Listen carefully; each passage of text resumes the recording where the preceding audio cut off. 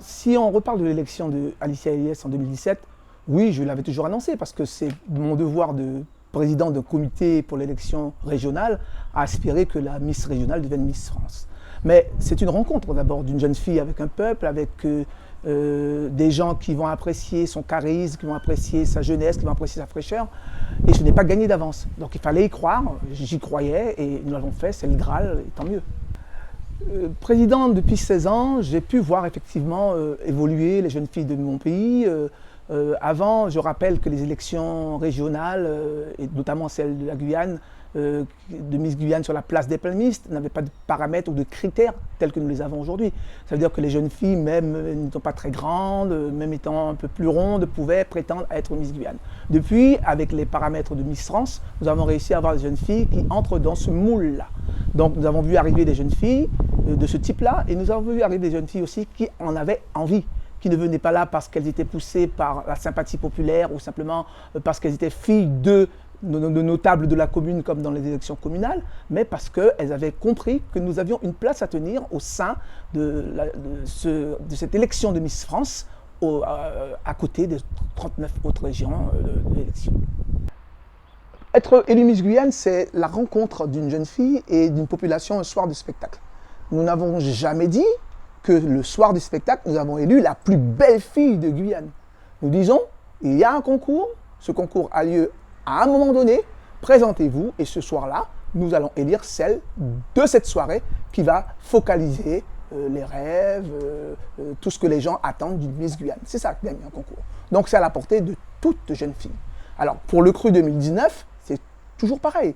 On ne peut pas s'inventer des Miss. On ne peut pas aller les chercher à d'autres régions pour s'en accaparer. On présente des jeunes filles qui sont du terroir. Alors, être du terroir, ce n'est pas forcément y être né. C'est aussi y vivre depuis longtemps, y avoir des opportunités, y avoir des parentés, y avoir des liens très forts et se dire guyanaise. Nous avons eu plusieurs Miss qui n'étaient pas nées en Guyane. Aujourd'hui, cette année-ci, nous avons choisi des filles qui sont venues et qui, heureusement, pas heureusement, mais sont nées en Guyane. Voilà, elles revendiquent d'être guyanaises, de l'Est à l'Ouest. Et quand je dis de l'Est à l'Ouest, les gens comprendront ce que je dirai lorsqu'elles seront dévoilées. Et ces filles-là, eh bien, se disent guyanaises. C'est d'abord ça. On vient pour défendre le drapeau guyanais. Donc, lorsqu'on devient Miss Guyane, on vient pour défendre la cause guyanaise en s'associant à la culture, au pays et à tout ce que cela va représenter quand on devient l'icône. Alors j'entends dire tout le temps, c'est le gros reproche qu'on nous fait, vous n'allez pas chercher les jeunes filles, il y en a tellement en Guyane qui pourraient être des Miss Guyane et pourquoi pas des Miss France. La Guyane regorge de jeunes filles. Oui, population jeune, population belle, des jeunes filles fraîches, voilà. Il y en a plein, l'entonnoir est plein, voilà. Et puis cet entonnoir, il n'a qu'un petit goulot d'étranglement pour laisser passer. Donc ce petit goulot d'étranglement, il se coince à quel moment? Lorsqu'on va commencer à parler de l'âge. D'abord, il faut avoir entre 18 et 24 ans. Donc, être dans le bon tempo. Deuxièmement, il faut être célibataire. En général, entre 18 et 24 ans, on aime bien s'afficher, avoir une vie, être déjà même en couple. Ça serait très simple.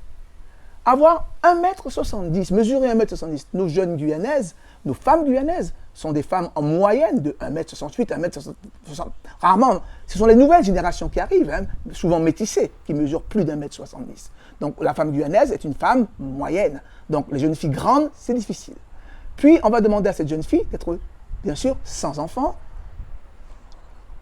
d'avoir de bonnes mœurs, et puis, un paramètre important, non tatoué.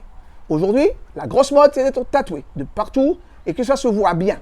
Écoutez, Miss France vous dit, une jeune fille doit être tatouée, porter un tatouage de 2 cm de diamètre, pas plus. Une fois que tout ça est réuni, qu'on obtient des jeunes filles qui ont passé tous ces handicaps, eh bien, il en reste un qui est essentiel. C'est celui de la population. Comment elle va être accueillie? Comment elle va être reçue? Comment elle va être appréciée? Est-ce qu'elle va être entourée d'une solidarité? Celle qui nous manque vraiment dans cette Guyane, parce qu'on est tous footballeurs et entraîneurs. Tout le monde est un grand entraîneur de football et connaît la bonne équipe.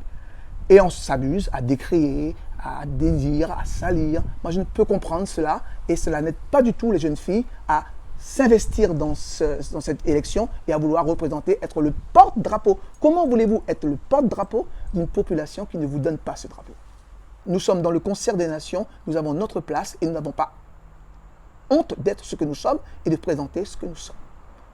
le spectacle de 2019 sera à la hauteur.